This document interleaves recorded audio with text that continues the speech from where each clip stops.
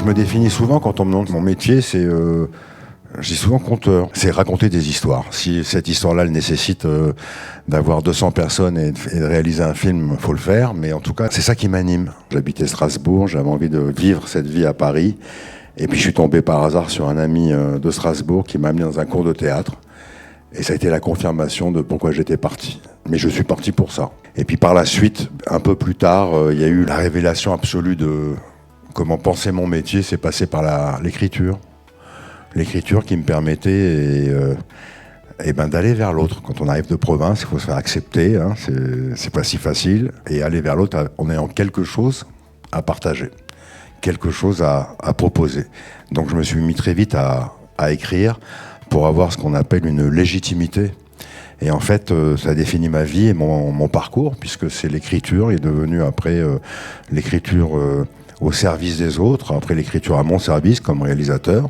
Mais cette écriture-là était réellement une passerelle qui m'a permis aussi de savoir où j'en étais moi, par mon écriture, parce que c'est compliqué quand, pour les acteurs, on est notre seul outil. Et aller vers l'autre en disant engage-moi, tu vas voir, aujourd'hui vous avez un peu plus d'outils parce que vous avez les réseaux, vous avez des podcasts, vous avez plein de choses pour exister, pour s'exprimer. À l'époque, ça passait ou par le jeu, ou par le texte, par l'écriture. Donc c'est un peu une somme de toutes ces interrogations d'un jeune provincial, j'allais dire mal dégrossi, qui a voulu s'extraire de son milieu et qui a découvert que finalement c'était un métier.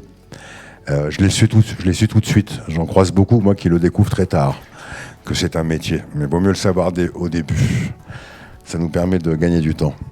On est toujours à la recherche de dire qu'est-ce que je vais faire, qu'est-ce que je peux faire, qu'est-ce que je veux faire. Parfois, on l'oublie. Mais c'est vrai que l'écriture, moi, ça a été, encore une fois, ça a été souvent une passerelle. Je trouve ça assez frustrant. Moi, je croise souvent des jeunes auteurs, des jeunes comédiens qui me disent c'est compliqué, ça bouge pas beaucoup. Je dis mais c'est quoi ton outil, hormis toi?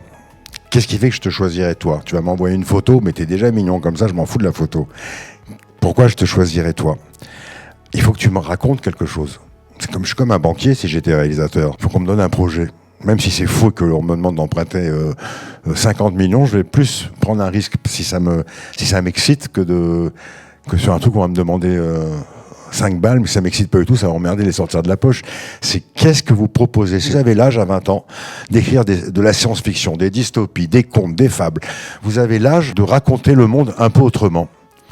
Pour se sentir légitime, on n'est pas obligé de faire du docu-fiction, on n'est pas obligé de basculer nécessairement dans le naturalisme, comme on l'apprend parfois dans les écoles de cinéma. On a aussi un âge où on peut tout d'un coup prendre des risques et j'allais dire même franchir la ligne rouge.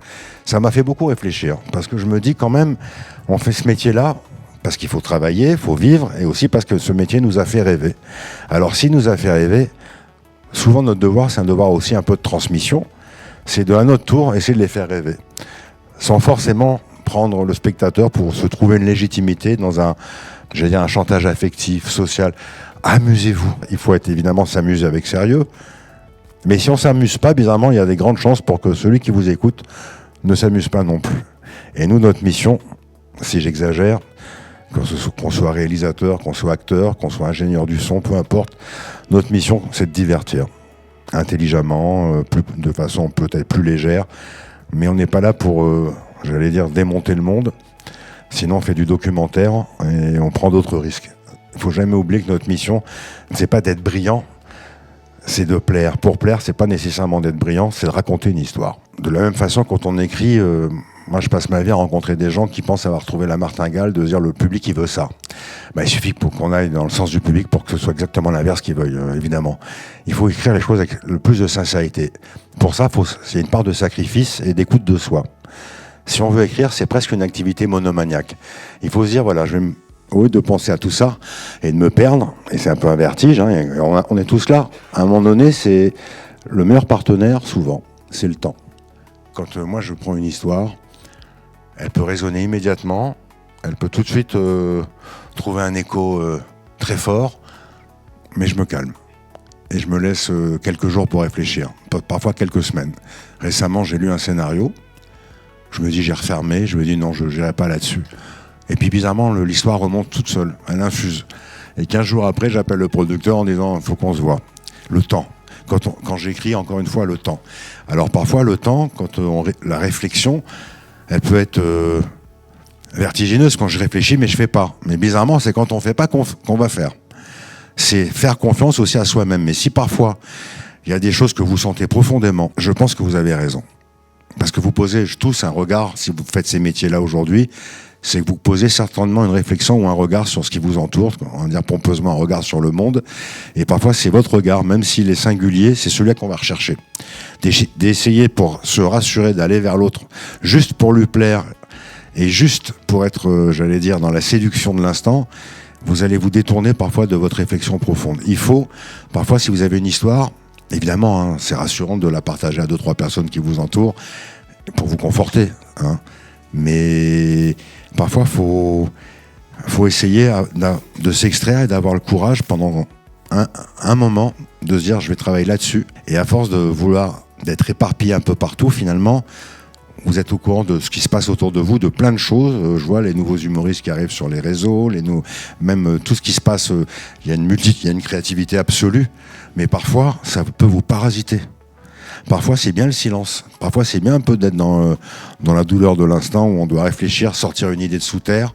Mais quand on y arrive, et qu'on vous a dit, après un retour de lecture, c'est vachement bien, il vaut de l'or. Il vaut largement les 18 heures que vous avez passées pour regarder ce que font les uns et les autres et pour dire, moi, qu'est-ce que je pourrais faire là-dedans. Maintenant, il faut y aller. À un moment donné, je crois qu'à un moment donné, il faut s'écouter. C'est compliqué, hein, vos âges, hein. Mais parfois, on s'écoute et hop, il y a un petit truc qui vient.